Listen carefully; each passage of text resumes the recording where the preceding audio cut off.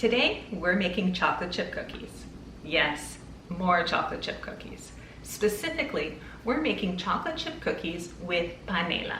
Panela is an unrefined brown sugar common across Latin America. It's going to give these cookies a special, almost caramelized flavor. So, even if you, like me, have 1, 2, maybe even 3 awesome chocolate chip cookie recipes, you'll want to make room in your heart and your tummy for this one. So let's grab our panela and get baking. Our first step will be to grate the panela, which, by the way, you can find in just about any Latin grocery store and also in many supermarkets in the United States. It might be called piloncillo and shaped in a cone shape instead of this flatter disc. Either shape, either name will still be the same stuff. And actually the source for this recipe, Rick Martínez at NYTimes Cooking, calls it piloncillo chocolate chip cookies. So we're going to give this a grate.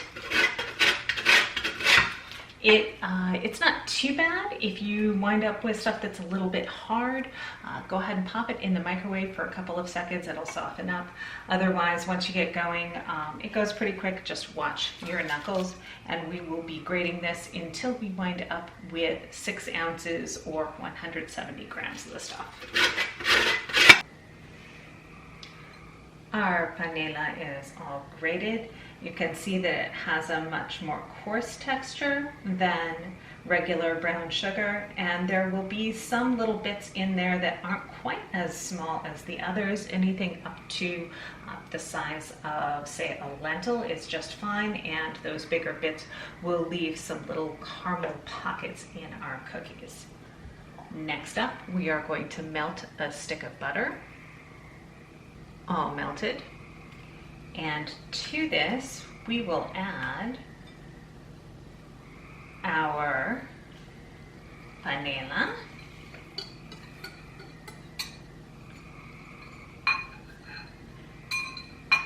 as well as 1/3 of a cup of granulated sugar. Works out to 67 grams or so. And we will give this a whisk just to incorporate everything.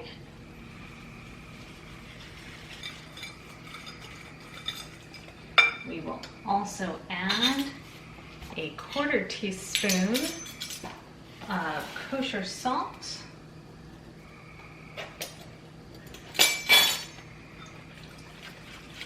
Whisk that in. And now we will add our egg.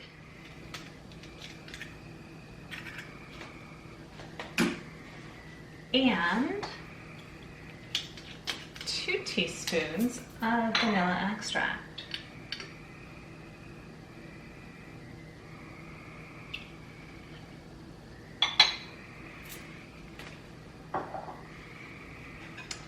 And we will whisk this vigorously, get that egg mixed in until the egg is thoroughly incorporated, and then we are going to keep whisking until the mixture takes on a lighter color, and it is, when we pull the whisk up, it is ribbony. So you can see it's gloppy here, all right, and a darkish brown. We're going to give that a good minute or so of whisking, and we will see the difference. Okay, we have been whisking for a minute. You can see that our mixture has taken on a lighter color. You will notice little flecks of panela in there. That's just fine, but other than that, it's very smooth, and we'll see, maybe we can kind of see that ribboning happening there too. All right, now we will add our dry ingredients, and those are simply flour, 1 2/3 cups of flour,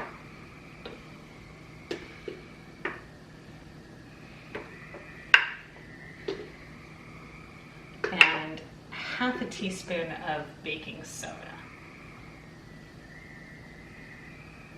Go with the flour. Half a teaspoon of baking soda. I'm just going to sprinkle that over the flour, and then we are going to whisk for about 30 seconds or so, just to make sure everything is thoroughly incorporated in our dough.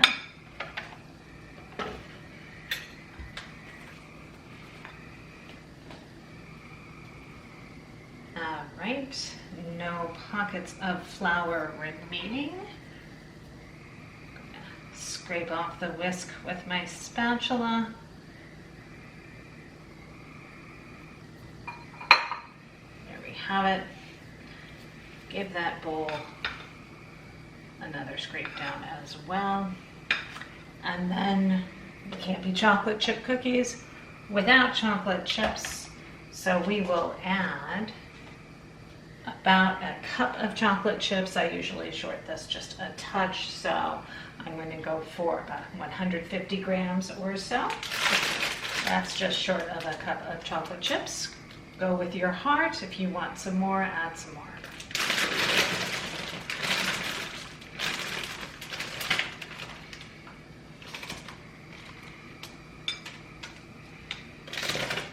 Apparently my heart wanted to add a little bit more, but I'm going to claw that back a touch. These, by the way, are bittersweet chocolate chips. You can use chopped chocolate. You can use semi-sweet, although the bittersweet is a nice contrast here. And we're just going to stir that or fold those in. And then we will be letting this dough chill. I want it to chill for at least 30 minutes. It's still pretty soft because we started with that melted butter. It's going to stay a soft dough, but right now it's a bit too soft to scoop. So 30 minutes at least, but you can let this stuff hang out well wrapped in the refrigerator for up to 5 days, or you can do my favorite thing, which is to chill it, scoop it, and freeze cookie balls so you can have cookies at any time. Right, so we will see this when it is chilled and ready to bake. Our dough has chilled out in the refrigerator for just about a full day. Our oven is preheated to 350 degrees. We have a cookie sheet lined, a scoop ready to go, and a little bit of kosher salt to sprinkle on the tops of the cookies. So it is time to scoop and bake. You can make these in whatever size you'd like. I like my cookies a little on the smaller side. You can always have more, but this way, even the folks who are a little hesitant about grabbing a cookie, feel okay to do so, okay? And if the rest of us want 2 or 3 cookies, so be it. So I'll scoop these out onto the tray. We're going to leave them domed like this. Don't smush them down. They will flatten out a bit as they bake. Since this dough was refrigerated, I did give it a few minutes on the kitchen counter while the oven preheated, just to come up to temperature.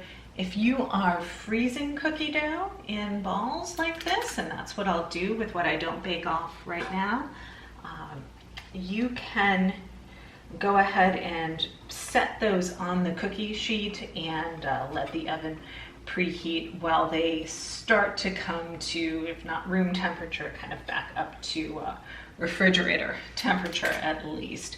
And sometimes I'll give my frozen cookie dough a minute extra, but usually if it just sits out while we are preheating the oven, it won't really even need that time. So once I get these onto the cookie sheet, I'll be sprinkling each one with a bit of that kosher salt, and we will bake these for 12 minutes. If you're making, these are tablespoon-sized cookies, If you are making larger cookies, you'll want to give them like the next largest common scoop is 2 tablespoons or so. Give those 16 to 18 minutes in the oven.